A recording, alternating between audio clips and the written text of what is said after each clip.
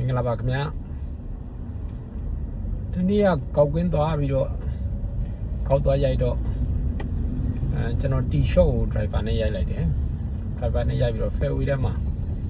ခိုင်း260လောက်ကျန်နေတဲ့ခါကျတော့ကျွန်တော်က wood 3ဆိုရင်ရိုက်တာနေတယ်230လောက်ပဲရိုက်တယ်ကျွန်တော် driver ဆိုရင်ရိုက်တယ်တော်တော်ရိုက်နိုင်တယ်ပေါ့လေအဲ့မှာ wood 3ကို wood 3မမီရဲ့perfect ကျင်းဖြစ်နေတော့ကျွန်တော်က carry လေးကို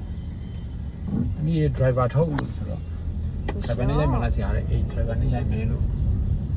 ကျွန်တော်တို့ရန်ကုန်ကွင်းနေရမြက်ခင်းရလဲကောင်းတော့မြက်ကကြွနေကျွန်တော်က driver နဲ့ရိုက်တယ်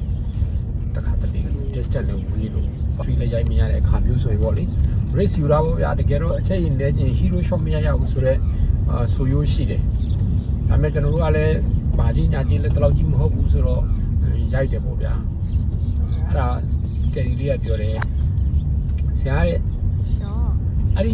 ဥစ္စာလေးဗီဒီယိုရိုက်ပြီးတင်ပါလားတဲ့တခြား cover တွေကမသိဘူးတဲ့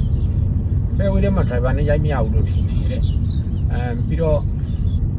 ပတ်တာကိုလည်း green မို့ရောက်မှသုံးလို့ရတယ်ထင်တယ်တဲ့ green မို့မှလည်းပတ်တာပဲသုံးလို့ရတယ်လို့ထင်တယ်ဆရာတဲ့ဆိုတော့အေးဟုတ်ပြီလို့ဆိုအဲ့ဒါဆိုဗီဒီယိုလေးရိုက်ထားဆိုပြီးကျွန်တော်အခုဒီဗီဒီယိုနဲ့တွဲတင်ပေးမယ်ဗီဒီယိုလေးကျွန်တော်ထည့်ထားတယ်ပေါ့လေပြောချင်တာကကျွန်တော်တို့ဒုတ်စလေးချောင်းယူပိုင်ခွင့်ရှိပါတယ်ဒုတ်စလေးချောင်းတဲ့ပိုရင်တော့ပြတ်တန်းကြတယ်ဒုတ်စလေးချောင်းတဲ့နဲပါလာတဲ့ဒီကိုယ့်ရဲ့ခေါ်ဤထဲကဒုတ်တွေနဲ့ဘယ်နေရာမှာဘာဒုတ်နဲ့ရိုက်ရမယ်လို့ကန့်သက်ချက်မရှိပါဘူး fairway ထဲမှာ driver နဲ့ရိုက်လို့ရပါတယ်Putting grip ပေါ်မှာလည်းလိုအပ်ရင်ကျင်းကိုမပြည့်စည်စီပဲနဲ့ကျွန်တော်တို့ချစ်ပြီးနဲ့ချစ်လို့ရပါတယ်။ကိုယ်ကိုဆောင်းရှော့မဲ့တာဝန်ဒီဒါကျွန်တော်တို့ cover တိုင်းရဲ့တာဝန်မှာကျွန်တော်တို့ 1.2A မှာ cover တွေကို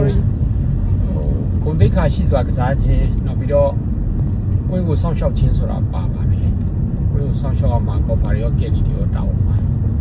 ဒါလေးကျုံလို့ဟိုဘာတွေ share ပါကြည့်